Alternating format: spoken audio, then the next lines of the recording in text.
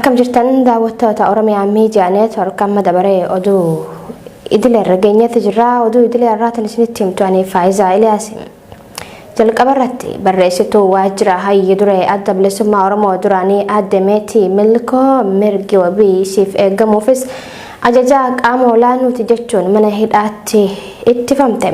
Manni murtii dhaddachaa Burraayyuu waxabajjii 20 akka bara 2013 yeroo lammataatiif dhimma isaanii ilaaluun Aadde Meetii Milkoo fi Aadde Lidiyaa Alii Nuuree wabii qarshii 3,000 akka hiikaman ajajaa dabarsee ture. Garuu ajajaa qaama olaanaati jedhamuun mana hidhaatti ittifamanii jiru. Muhammad Fantaalleetu babal'omsa. Barreessituu waajjira Hayyi Duree Abaa Oduraanii Aadde Meetii Milkoo mirgi wabii eegamuufis ajaja qaama olaanaati jechuun mana hidhaatti ittifamte. Aadde Meetii Milkoo waajjira Hayyi Duree Abaa otti barreessituu ta'uun tajaajilaa kan turte. Ji'a 9 dura poolisii Oromiyaatiin qabamuu isii gabaasuun keenya ni yaadatama. Turtii ji'oota 6 oliif himatni otoo itti hin banamin kan turte yoo ta'u qorannoo fi himata malee waajjira poolisii Burraayyuu aanaa sadaffaa keessatti hidhamtee turuuseet dabalataan rakkoo fayyaaf saaxilamuun rakkachaa jiraachuu isii maatii dubbisuun gabaasnee turre. Maatiin Aadde Meetii Milkoo himanni itti banamuu dhabuusaa fi dhimmi isii ilaalamuu diduusaatiif qaamolee mootummaa garaagaraatiif fi dhaabbilee mirga namoomaatti erga iyyatanii booda turtii jajaa booda poolisiin mana murtiitti isii dhiheessus himata banuuf ragaa walitti qabachaa jiraachuusaa himuun yeroo beellamaa gaafatee akka ture namni Oromiyaa Miidiyaa Neetwoork dubbise kun himama. Manni murtichaas yeroo qorannoo dabalataa poolisiin gaafate dhoowwuudhaan dhimma isii alarraa akka hordoftuuf mirga wabii kan eegeef yoo ta'u poolisiin osoo hin hiikin akka hafeem Oromiyaa Miidiyaa Neetwoork odeeffateera.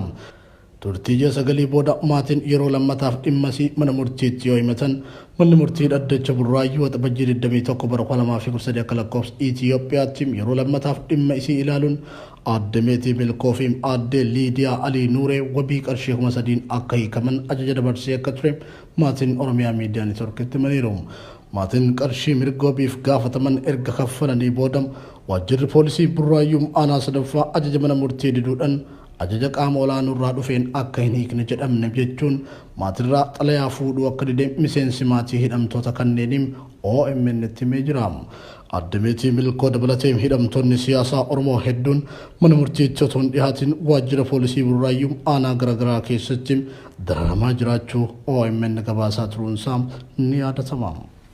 Oduu keenyatti aanuun duulli dargaggoota humnaan gara adda waraanaatti oofuu fi maqaa gargaarsa raayyaa ittisa biyyaatiin uummata nagaarraa maallaqa sassaabuu cimee itti fufee jiraachuu jiraattonni godina Harargee lixaa magaalaa Ciroo fi naannoo ishee jiraatan OMN itti himani.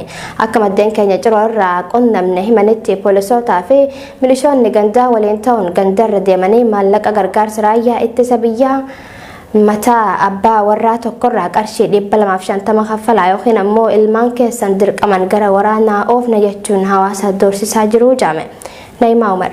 Duulli dargaggoota humnaan gara adda waraanaatti oofuu fi maqaa gargaarsa raayyaa ittisa biyyaatiin uummata nagaarraa maallaqa sassaabu cimee itti fufee jiraachuu jiraattonni godina Harargee lixaa magaalaa Ciroo fi naannoo ishee jiraatan Oromiyaa Miidiyaa Neetwoorkitti himani. Magaalaa Ciroo keessatti waraanni mootummaa fi milishaan gandaa uummataan gargaarsa raayyaa ittisa biyyaatiif qarshii 250 dirqamaan kennuu qabdan jechuun irraa guuraa jiraachuu maddi keenya naannicharraa bilbilaan qunnamne himee jira. Akka namni dubbisne kun himutti humnoonni ganda keessa yaa'anii maqaa gargaarsa raayyaa ittisa biyyaatiin uummata dararaa jiran kunneen namoota maallaqa qarshii 250 hin qabne yookaan kaffaluu hin barbaannu jee ilmaan isaanii raayyaa ittisa biyyaatiif akka kennan dirqisiisaa jiru.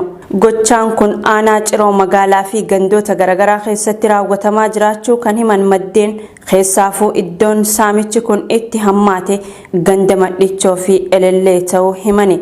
Gandoota kanneen keessatti namoonni maallaqa hin qabne doorsisaa humnoota kanneenii dadhabachuun balbala isaanii cufatanii gara ooyirotaa fi iddoo adda addaatti baqachaa jiraachuun himamee jira. Kana malees torbee kana keessa magaalaa Ciroo keessatti namoota hojii humnaa hojjetanii jiraatan walitti qabuun sobanii carraa hojii isiniif uumna lafa mana jireenyaas magaalaa Finfinneerraa isiniif kennina jechuun konkolaataa baay'een gara leenjii waraanaa oofu odeeffannoon maddeen keenyarraa nu dhaqqabe kan ifoomsudha. Walumaa galatti gochi dabballoonni mootummaa humnoota waraanaa poolisootaa fi milishaa gandaa wajjin ta'uun aanaa Ciroo magaalaa fi gandoota hedduu keessatti raawwachaa jiran akkaan yaaddessaadha jedhan maddeen keenya naannichaa.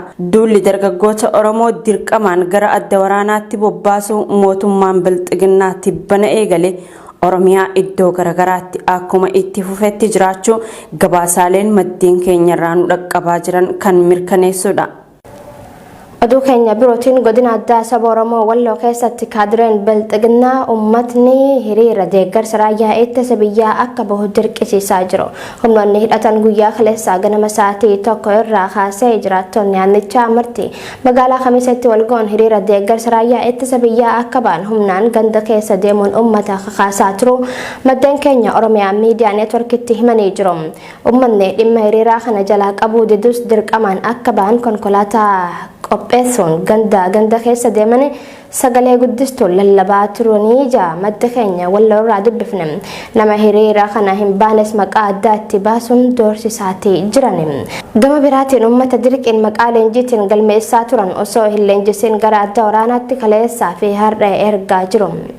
Namoonni leenjii tokko malee torbaan tokko dura adda waraanaatti ergaman hedduun isaanii ajjeefamanii taasiyaan manatti galaa jira jaame. Humni addaa naannoo Amaaraa lola Tigraay na gargaaraa jee iyyataa ture. Ilmaan Oromoo Oromiyaa kutaalee garaagaraa irraa dirqaman gara adda waraanaa bobbaafaman Oromoon abaawoodhaan hin amanaman jechuun of dura buusuun duubaan itti dhukaasee ajjeesaa jira. Humna addaa naannoo Amaaraa nu ajjeesaa beecinaa dhaabbanne hin gargaarru nuti warra harkaati jaanii duula lolaa namoota deemuu didan lakkoofsaan hedduu ta'an qawwee isaan seeraan galmeeffatanii qaban irraa hiikuun hidhatti guuraa jiru. Milishaan konkolaataa hedduun gama Shawaa Roobit irraa fe'amee gara lola Tigraay deemaa ture. Kaleessa galgala naannoo sa'aatii 11 magaalaa Khamiisa yeroo seenu dhukaasa gurguddaa dhukaasuun uummata jeeqaa ture.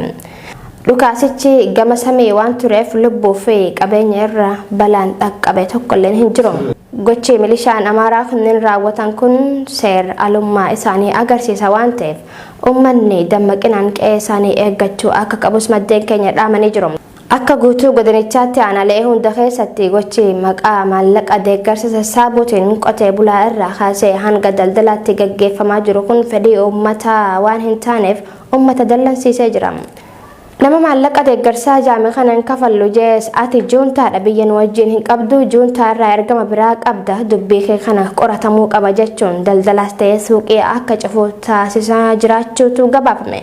Doorsisaa kana sodaafis uummanni waan qabu kennaa jira jaamee jira. Godina Harargee lixaa Naadaaroo Labuu magaalaa Machaaraa irraa miseensa maatii nama 4 humnoonni tikaa mootummaa bilxiginnaa hidhuun dhagahame. Miseensota maatii keessaa kanneen hidhaman haadha abbaa fi ijoollee isaanii 2 wajjin ta'uudha. OMN kan odeeffate. Maqaan isaanis obbo Muhammad Jundii, abbaa Adde Hindiyaa Hassan, haadha Kadir Muhammad fi qalbeessaa Muhammad ammoo ijoollee isaaniiti. Maatiin kun ilaalcha addaa qabu. Mootummaa fi abbooman sababaa jiruun akka hidhamanis maddeen keenya OMN itti himanii jiru. Torbaan 2 dura obbo Muhammad Jundiitii fi ilma isaanii Kadir Muhammad erga hidhaniin booda jimaata kaleessa adoolessa 30 bara 2020 takka haadha ijoollee isaanii Adde Hindiyaa Hassanii fi ilma isaanii qindeessaa itti dabaluun magaalaa Machaaraatti akka hidhan maddeen keenya addeessanii jiru. Maatiin kun siyaasaa kamirraa'uu bilisaadha. Qonnaan bultoota jireenya mataa isaanii jiraatanidha. Kanaaf jiraattota nagaa hiikaan ammoo yaada maddeen keenyaati. Ayyaangaa daawwattoota OMN oduun idileen sa'aatii tanaaf qabanne isaan gammaatti daawwattanidha. Gama ogummaa teeknikaa fi gulaalleessuun sagalee Tuujii Muhammad Tunufaana ture. Sagantaalee fi qophiileen OMN afaan birootti fufuu gama kiyyaan ni ga'a.